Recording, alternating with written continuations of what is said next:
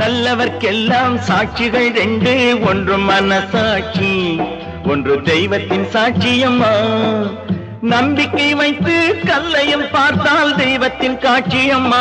அதுதான் உள்ளத்தின் காட்சியம்மா, அதுதான் உண்மைக்கு சாட்சியம்மா. நல்லவர்க்கெல்லாம் சாட்சிகள் ரெண்டு, ஒன்று மனசாட்சி, ஒன்று தெய்வத்தின் சாட்சியம்மா, தெய்வத்தின் சாட்சியம்மா.